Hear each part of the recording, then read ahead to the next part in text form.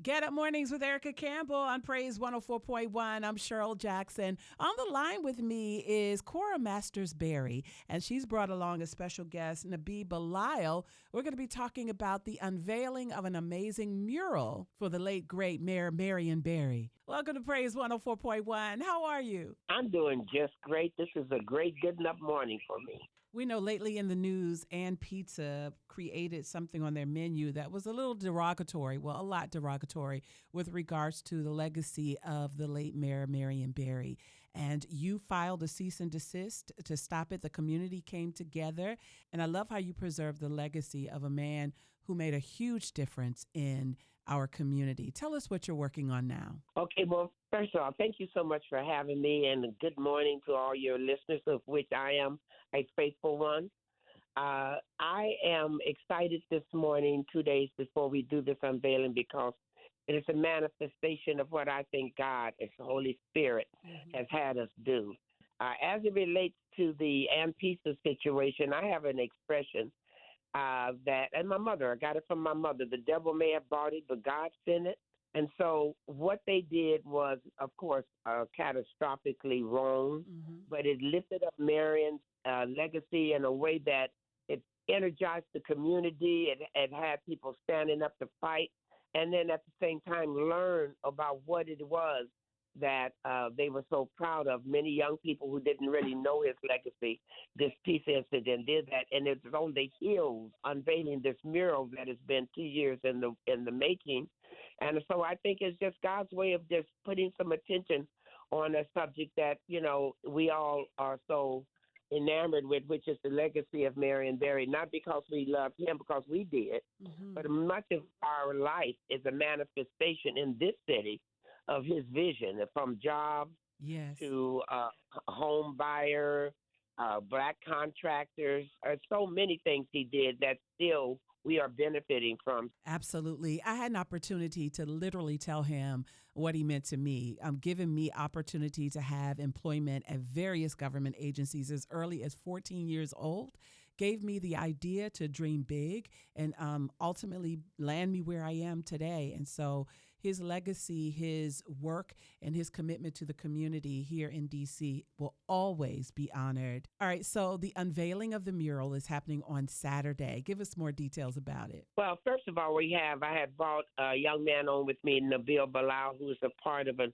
organization called Creative Junk Food, who are young African-American artists who competed to do this mural against some really well-established, very well-respected artists. And so that journey for those young people was very important. And so they put on paper what we have always used in words. So it's like telling Marion's story through art. And that is in the Marion Berry building, 441 4th Street. Nabi, do you want to say something about what this experience has meant for you and your colleagues? Oh, yeah, most definitely. Speaking with Mrs. Berry earlier and recollecting this process and this project, there was a huge education that we both had on both our ends, and then the realization that so much of this was a teaching moment for her to teach us, for us to teach her in some ways, but ultimately for us all to learn and acknowledge what the soul of this project truly was. And as she said, there's a picture of Marion Berry just about everywhere you go. Everybody knows what he looks like. But the most profound thing is not everyone knows what he stood for.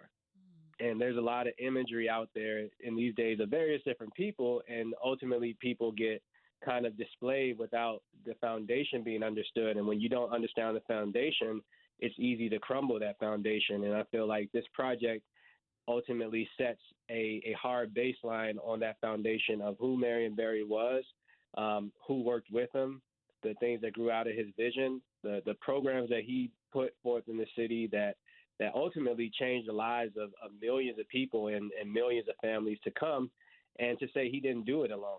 These are also the people who need to be upheld and uplifted so that time and history doesn't forget them, and that so we always have an appreciation for not just what the man looked like, but for what the man and his administration did.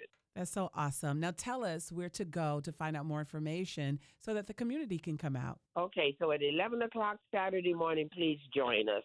And by the way, Marion's colors throughout his campaign, especially for mayor, was green.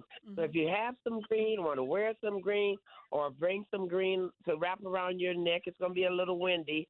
Join us 11 o'clock Saturday morning, which is exactly the day and the date 10 years ago that Marion left us. So this is the 10th anniversary of his passing. Saturday, November 23rd, 441 4th Street. This is awesome. So if you're just tuning in, I'm talking with Cora Masters-Berry along with Nabi Lyle, who's been instrumental in helping develop this mural for the late, the great Mayor Marion Berry. Thank you so much for joining me today, guys. Thank you. Keeping you informed with Praise 104.1.